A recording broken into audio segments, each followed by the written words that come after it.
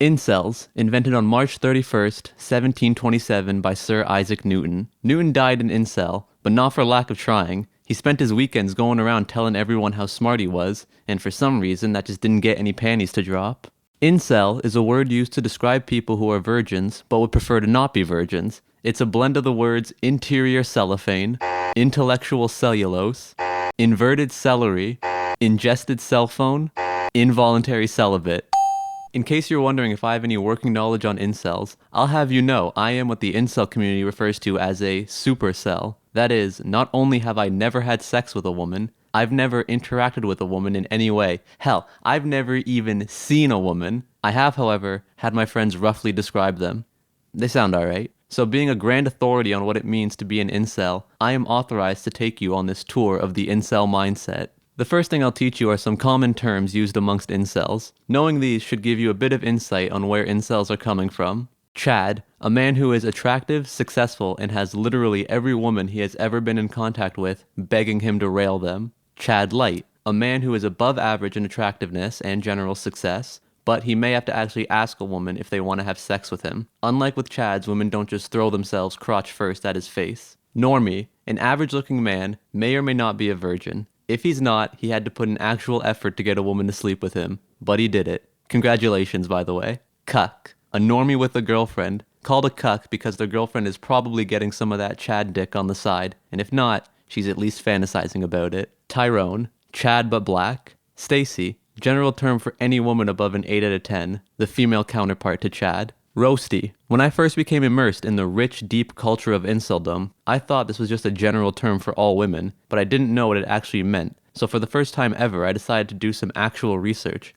Turns out roasty is used to refer to any woman who has ever had sex. The term roasty is derived from roast beef. This is because once a woman has sex once, her labia is compromised. This is really interesting. Maybe I should do research more often. Whore/cunt. Now these are the general terms for all women. And degenerates. Anyone who has an active sex life. Now that you know a little bit more about how incels see the people around them, we will now clear up any possible misunderstandings you may have by discussing the things that are non-factors in being an incel, such as being an asshole. Your personality means nothing to women. All that matters is how you look and how much money you have. Being socially inept. Having zero social skills isn't a problem because as long as you're attractive and rich, women will just flock to you. Even if you stay shut in your house, they can sense you and they will come eventually. Poor hygiene. Women don't consider hygiene as part of physical attractiveness. You could have more grease in your hair than a fast food kitchen, a thin layer of slime over your entire body, BO that could knock out an elephant, and so much schmegma it looks like you spent the last hour coating the head of your cock in cottage cheese. None of that matters. As long as you got an attractive face, a six-pack, and a decent amount of money in the bank,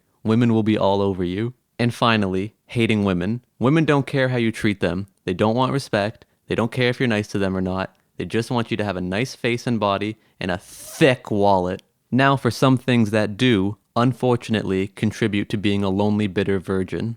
Being ugly. Obviously, this is a death sentence. If you're under an 8 out of 10, it's going to be difficult to get women to even interact with you. If you're under a 6 out of 10, it's over. No woman will ever acknowledge your existence. Having thin wrists. Too feminine. All heterosexual women want super masculine men.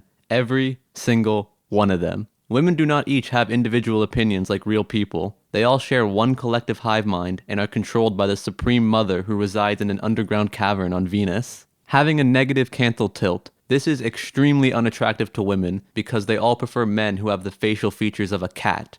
Being under 6 feet tall. If you're not tall enough to reach the top shelf, you are of no use to women. Having a penis under 6 inches in length. If your pecker is not long enough to viciously slam into her cervix, no woman will be interested in you. Because as we all know, the cervix is the only part of the female reproductive system that contains nerve endings and can feel any form of sensation. Man, I'm really learning a lot today.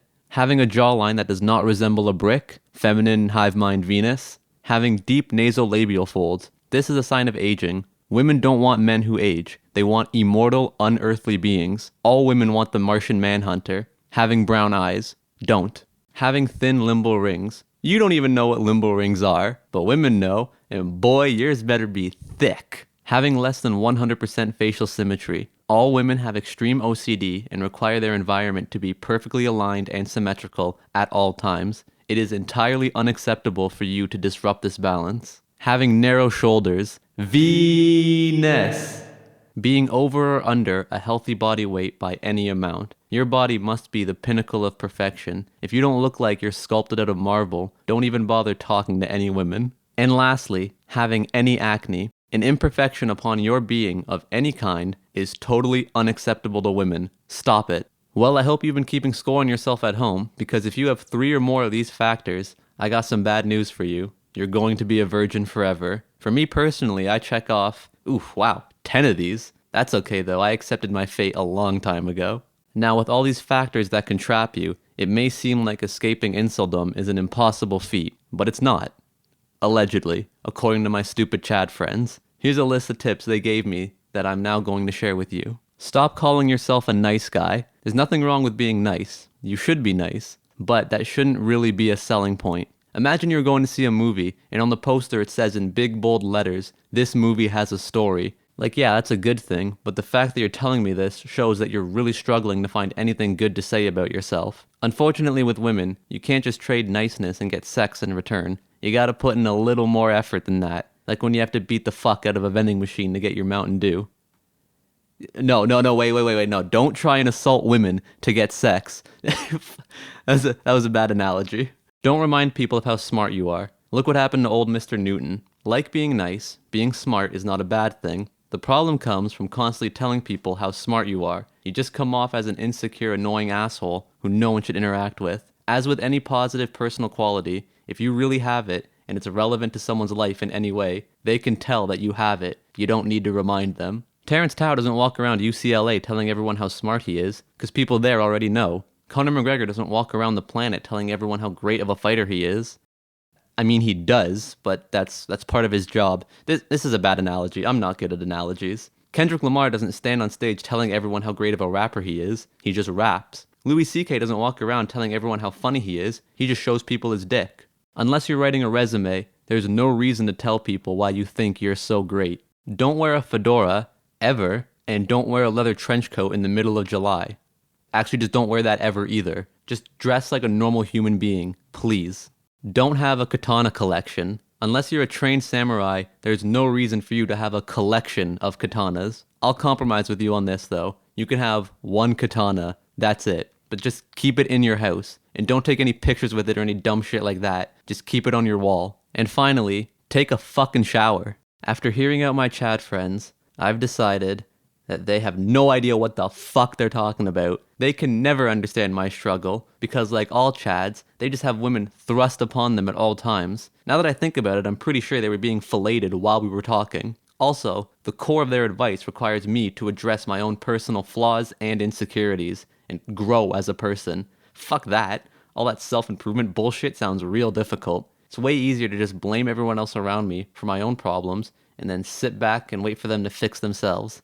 Until then, I'm just gonna lay down and rot.